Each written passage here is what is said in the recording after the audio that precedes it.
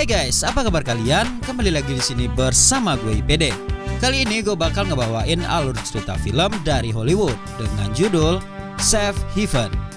Film ini rilis pada tahun 2013, menceritakan seorang wanita yang kabur dari kekasihnya dan pindah ke kota baru di pinggir pantai.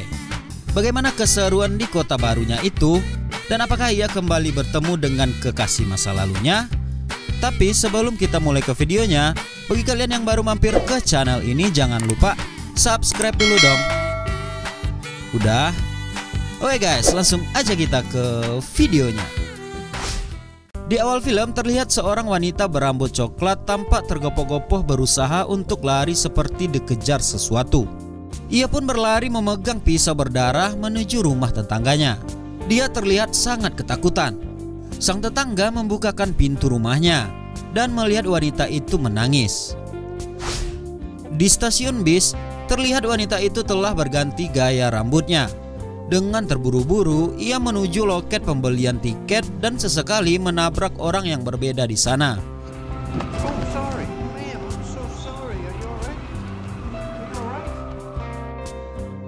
Selang beberapa menit, terlihat beberapa polisi pun datang ke stasiun tersebut. Polisi itu pun menanyai beberapa orang di sana sambil memperlihatkan foto seorang wanita. Tapi sayangnya tidak ada yang mengenali gadis tersebut. Para polisi sepertinya mengejar seorang buronan wanita yang kabur. Beberapa bus yang berada di sana juga diperiksa oleh polisi. Tetapi karena anggota yang kurang sehingga pencarian kurang maksimal dan mereka tidak menemukan wanita tersebut. Sebagian bus telah berjalan dan wanita yang diincar polisi tadi telah masuk ke sebuah bus. Bus yang membawa gadis yang berambut blonde tersebut terus melaju dan sampailah di sebuah pesisir pantai.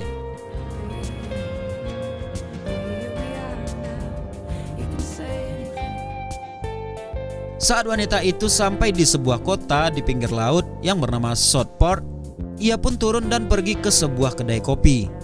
Ia pun langsung memesan minuman di sana. Sambil menikmati indahnya pemandangan di sana, ia pun merasa nyaman dan ingin tinggal di kota tersebut. Tak berselang lama, bus pun pergi meninggalkan wanita tersebut.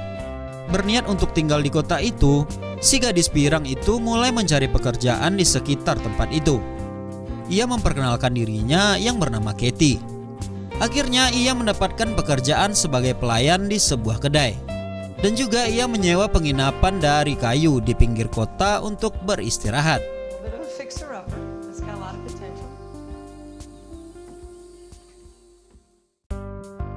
Saat ia beristirahat, Katie mengalami mimpi kejadian masa lalunya yang membuatnya terbangun. Saat ia menutup jendela rumah karena angin begitu kencang, ia pun terperosok karena menginjak lantai kayu yang telah rapuh.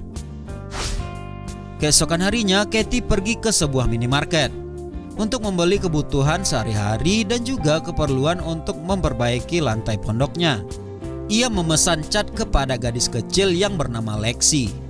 Lexi merupakan anak dari Alex yang merupakan seorang duda. Lalu satu lagi anaknya bernama Josh yang terlihat sedang memancing. Alex pun menghitung belanjaan Katie. Setelah itu Katie pun berlalu pergi.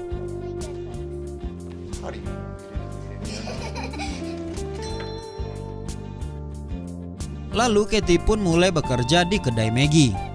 Saat akan mengantar pesanan, ia terkejut melihat ada polisi yang datang ke kedai tersebut. Ia pun bersembunyi agar tidak kelihatan. Polisi itu menanyakan hal yang bukan berkaitan dengan Katie.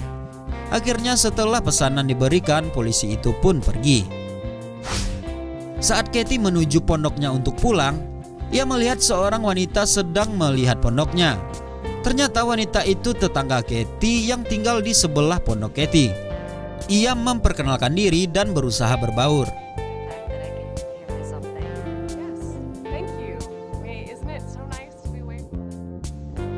Di tempat lain, polisi mulai mengusut hal tentang Katie. Mereka menemukan Katie yang menaiki bus jurusan Atlanta. Para polisi menanyakan ke tempat loket bus untuk melihat semua rute keberangkatan ke Atlanta. Ternyata banyak jalur bus yang menuju Atlanta, sehingga membuat polisi itu kesal. Keesokan harinya, Katie kembali lagi ke kedai Alex. Ia melihat Lexi yang sedang menggambar dan menyapanya. Lalu ia menemui Alex dan memesan warna cat yang akan dibelinya. Alex pun segera memesankan cat itu. Karena tidak punya telepon untuk dihubungi, Katie pun berkata akan kembali lagi ke sini ketika cat itu sampai. Akhirnya Katie pun pergi. That's it. Okay. Great. Thanks. Di perjalanan, ia kembali bertemu dengan Joe. Mereka pun tampak akrab satu sama lain. Di sisi lain, sang detektif kepolisian masih mencari keberadaan Katie. Ia menanyakan rumah yang mungkin mengenal Katie. Namun tampaknya sia-sia karena tidak ada yang mengenalinya. Keesokan harinya, Katie kembali ke tempat kerjanya. Namun saat itu cuaca sedang buruk dan mereka mulai merapikan kedai itu agar tak terkena badai. Di sana Maggie bertanya kepada Katie tentang kedekatan Katie dan Alex. Lalu Maggie bercerita kalau istri Alex meninggal setahun yang lalu akibat kanker. Hal itu membuat Alex sangat sedih. It's cancer. A few years ago, it nearly broke down. Akhirnya cat dipesan Katie pun sampai. Alex pun berinisiatif untuk membantu membawakan cat itu dengan mobilnya. Namun Katie sempat menolak karena ia yakin bisa membawanya sendiri. Namun baru sebentar membawa kaleng cat itu, terlihat Katie tidak sanggup membawanya. Langsung saja Alex dengan gercep membawa Katie dengan mobilnya. Sesampainya di pondok Katie, Alex membawa cat itu ke dalam. Namun Katie menghalangi dan menyuruh di depan sini saja, sambil menaruh kaleng cat tersebut. Lalu Alex pun pergi. Katie terlihat tidak enak kepada Alex karena mendengar cerita dari Maggie. Cerita pun berlanjut. Katie mulai mengecat lantai pondoknya tersebut. Bahkan Joe juga menemani di saat Katie lagi bekerja. Joe suka dengan pilihan warna dari Katie. So you think you're gonna stay in town for a while? Pada suatu malam, Katie bermimpi akan kejadian masa lalunya kembali. Di mimpinya ia terlihat mengakhiri hidup seorang dengan menggunakan pisau. Saat itu ia kembali tersentak dari tidurnya. Ia semakin panik ketika ada mobil datang mendekati pondoknya. Pada pagi harinya saat Katie akan berangkat kerja, ia melihat sepeda yang berada di depan pondoknya. Ia melihat sebuah tulisan di sepeda tersebut. Ia mengetahui bahwa ini adalah sepeda Alex yang diantar untuknya. Katie pun langsung membawa sepeda itu untuk menemui Alex. Katie memahami maksud baik Alex, namun ia merasa tidak nyaman karena kedatangan Alex tengah malam tersebut. Ia pun menolak bantuan Alex dan berlalu pergi. I didn't ask for it and I don't want it. So Alex pun merasa bersalah dan tampak kecewa. Hal itu dicurhatkan Katie kepada Joe. Joe lantas memberikan wejangan kepada Katie. Joe menganggap Katie sedikit berlebihan marah kepada Alex. Esok harinya Katie pergi menemui Alex dan meminta maaf kepadanya. Alex merespon dengan dingin permintaan maaf Katie tersebut. Sesaat dari kejadian itu terlihat Josh, putra pertama Alex, tergelincir dan tercebur ke laut. Katie yang melihat hal itu refleks langsung menjerit. Alex yang melihat anaknya tercebur berlari untuk menyelamatkan anaknya tersebut. Orang-orang di sekitar sana pun turut membantu Alex mengangkat Josh. Alex selalu menyampaikan terima kasih kepada Katie yang melihat Josh terpeleset. Saat hendak pergi, Alex mengingatkan Katie agar sepedanya tidak lupa dibawa. Katie pun tersenyum dan membawa sepeda tersebut. Hubungan mereka pun semakin dekat.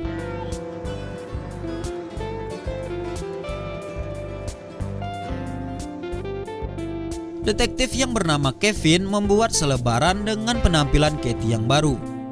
Ia bahkan menuliskan Katie merupakan kriminal kelas kakap. Selebaran itu akhirnya sampai juga ke kepolisian Southport, tempat tinggal Katie. Singkat cerita, Alex dan keluarga akan pergi liburan ke pantai. Josh dan Lexi mengajak Katie untuk bersenang-senang bersama. Saat di pantai, Josh beberapa kali menunjukkan sikap nakal kepada ayahnya. Sedangkan bagi Katie dan Alex, ini adalah momen untuk saling mengenal satu sama lain. no, I see the way. Pushes your buttons. Pada acara tradisi menangkap ikan di kota tersebut, Katie berhasil menangkap ikan dan memberikannya kepada Alex. Disitulah mereka mulai semakin dekat. Alex pun mengajak Katie untuk naik perahu di sebuah danau. Sungguh indah pemandangan di sana. Mereka pun mendayung sambil menikmati tempat tersebut. Alex pun di sana bercerita tentang masa lalunya, di mana ia kehilangan istri yang dicintainya, dan ia berujar bahwa Katie yang bisa membuat dia melangkah ke depan. Move on maksudnya.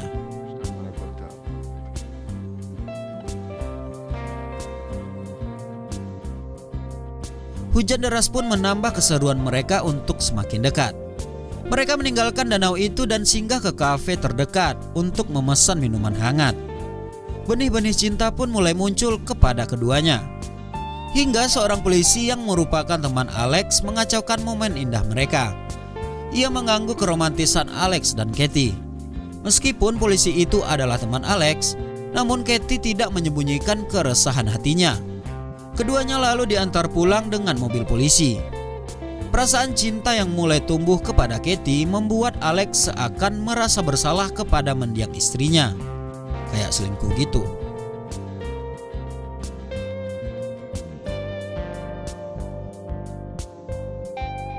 Cerita pun berlanjut.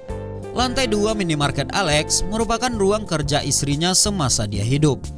Di tempat itu ada beberapa barang peninggalan istrinya. Di antaranya ada surat-surat yang masih rapi dan belum dibuka Alex. Josh yang melihat ayahnya di ruangan sang ibu menegurnya.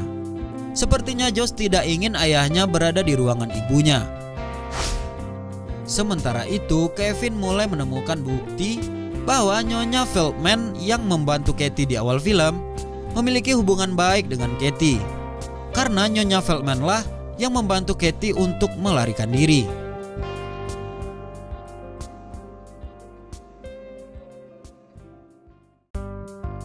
Katie yang tidak ingin membuat Nyonya Feldman cemas, lantas menghubungi Nyonya itu. Ia mengabari bahwa ia baik-baik saja di suatu tempat. Di sisi lain, Alex yang sudah cinta kepada Katie kaget mengetahui Katie adalah seorang buronan polisi karena melihat selebaran fotonya Katie yang bernama asli Erin. Katie pun berusaha menjelaskan kepada Alex, namun Alex sudah terlanjur kecewa dan menyuruh Katie untuk pergi. Katie pun pergi meninggalkan Alex sambil menangis sedih.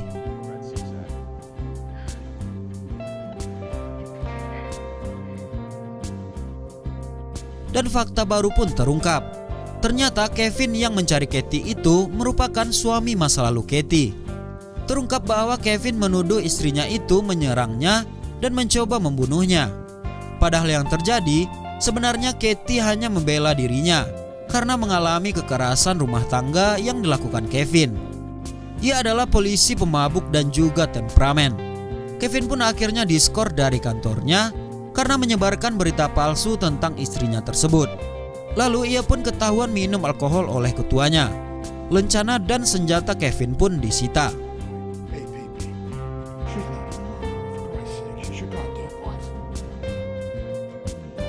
Joe, sahabat Katie tadi, mencoba menahan Katie agar tidak pergi dan meninggalkan Alex. Tapi upaya itu sia-sia. Setelah berpikir jernih, penyesalan muncul di hati Alex yang mengusir Katie tanpa mendengar ucapan darinya. Segera Alex pergi ke pondok untuk menemui Katie.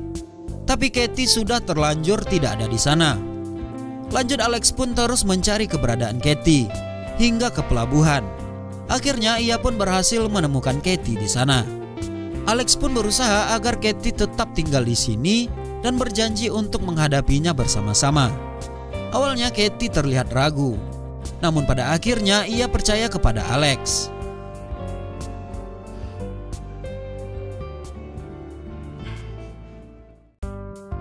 Lalu Kevin pun nekat mencari keberadaan Katie, bahkan sampai menerobos rumah Nyonya Feldman dan berhasil menemukan pesan suara yang dikirim Katie untuk Nyonya itu. Dari nomor yang tertera di sana, akhirnya Kevin berhasil melacak keberadaan Katie. Ia pun bergegas menuju ke tempat Katie. Di kota itu, Kevin terlihat sudah begitu marah dan dalam keadaan mabuk. Ia terus mencari Katie bahkan di kerumunan parade.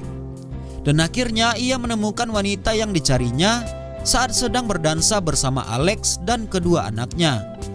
Keberadaan Alex di dekat Katie membuat Kevin ragu untuk menemuinya saat itu.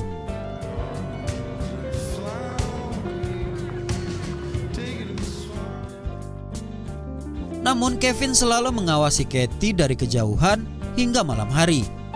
Ia menunggu momen yang tepat di mana Katie dalam keadaan sendiri. Saat Alex pergi bersama Josh untuk merayakan pesta kembang api, Katie menemani Lexi yang sedang sakit di rumah. Lalu Katie mendapat firasat yang tidak enak dari Joe, dan Katie pun mulai merasa khawatir malam itu. Dan benar saja, Kevin telah berada di belakangnya. Mengingat Lexi yang sedang tidur dan tidak ingin mengganggunya, Katie berusaha menenangkan Kevin yang telah mabuk berat dan mengajaknya bicara di luar.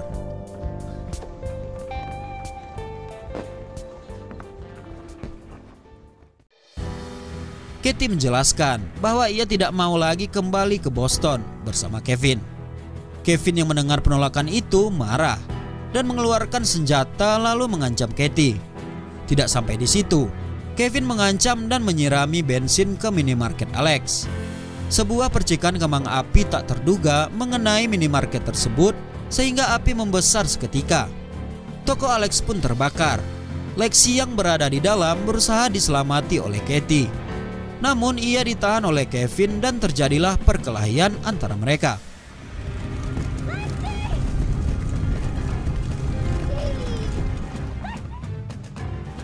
Alex yang melihat kobaran api dari tokonya segera menyelamatkan Lexi yang terperangkap di dalamnya. Sebuah bunyi tembakan mengakhiri duel antara Katie dan Kevin. Kevin akhirnya meninggoy karena peluru pistol mengenai kepalanya. Meskipun toko Alex harus musnah di lahap api, beruntung semua keluarga mereka baik-baik saja. Sebagian yang tersisa dari kebakaran itu adalah amplop-amplop yang berisi surat dari mendiang istri Alex.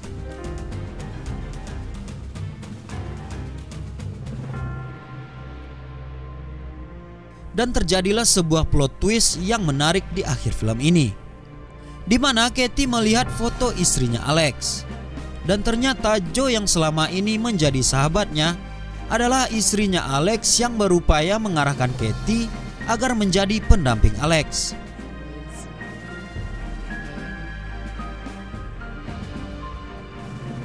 Dan tamat. Menurut gue film ini cukup menarik untuk ditonton. Ceritanya cukup ringan dan plot twist yang mengejutkan. Pesan yang dapat gue ambil dari film ini yaitu, dalam berhubungan rumah tangga, janganlah sampai permasalahan yang terjadi membuat kita main tangan kepada pasangan. Hal itu akan menjadi bumerang untuk diri kita sendiri. Oke guys, sampai di sini dulu video kali ini. Jangan lupa tinggalin like, komen, dan subscribe-nya. Aktifin tombol loncengnya juga. Share juga ke teman-teman kalian. Sampai jumpa di video selanjutnya dan bye.